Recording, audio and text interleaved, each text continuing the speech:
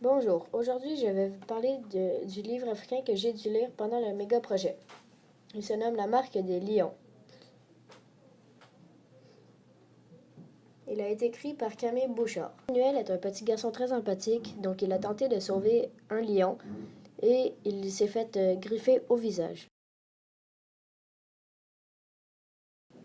Tout le monde dans le village de Manuel se sont mis à avoir peur des lions quand ils ont vu les marques. Ils ont pensé que c'était le bon temps de demander à la sorcière du village, la femme Zare, de manger le lion. Elle ne l'a pas mangé, mais elle l'a seulement éloigné du village, donc tout le monde était content. Un peu plus tard dans la journée, il y a eu un laïus. C'est une rencontre. Ils ont tous cru que le nouveau-né dans le village était né avec une maladie à cause de la sorcière. Finalement, après plusieurs rencontres avec la sorcière, ils ont finalement remarqué qu'elle n'était pas si méchante que ça. Je vais maintenant vous présenter les lieux que j'ai choisis pendant ma lecture. Mon premier lieu est la vallée du Rift. C'est une immense faille qui traverse l'Afrique et qui est propice au volcanisme et à l'émergence des lacs africains.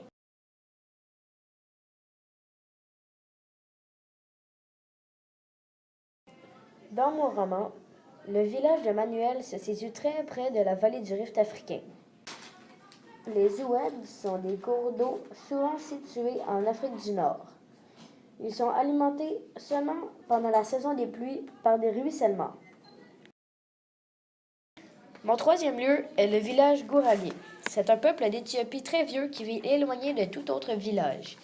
Les Gouragés se retrouvent seulement en Éthiopie. Je vais maintenant vous présenter mon journal culturel.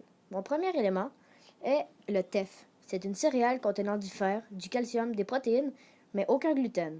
Il est retrouvé seulement en Éthiopie. Avec du teff, nous pouvons faire plusieurs plats, dont des crêpes, du cochot ou même des tortillas. Dans mon roman, Manuel et ses amis se partagent une galette de cochot pendant un repas. Mon deuxième élément culturel est le Zar. Le Zar est un esprit du mal qui est responsable de maladies et de possessions. Les victimes sont beaucoup plus souvent des femmes. Dans mon roman, la femme Zar est la sorcière du village. Plusieurs autres esprits Zar cohabitent avec elle. Mon troisième élément culturel est le Swahili. C'est une langue parlée en Éthiopie et dans plusieurs pays. 40 à 50 millions de personnes parlent le Swahili.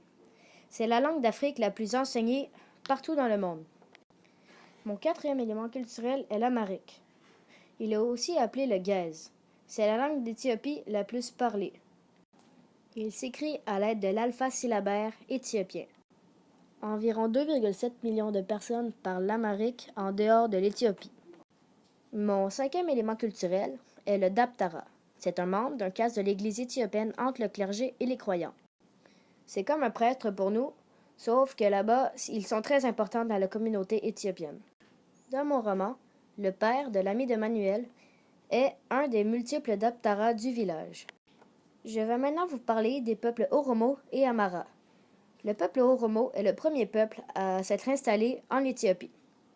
Les Amara, eux, sont chrétiens et représentent 30% des paysans. Les peuples Oromo et Amara sont en guerre depuis très longtemps. Dans mon livre, Camille Bouchard parle beaucoup de ces peuples qui habitent très proche du village Gouragé. Mon dernier élément culturel est le cochot. C'est une galette de pain faite avec la plante d'ancette et du teff. Vous pouvez remarquer que c'est très difficile de faire une galette de cochon seule.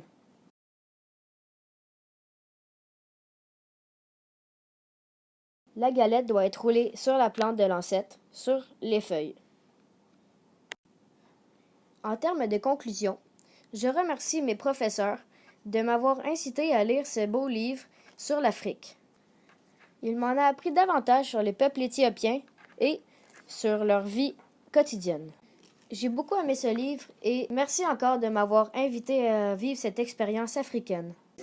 Hakuna Matata.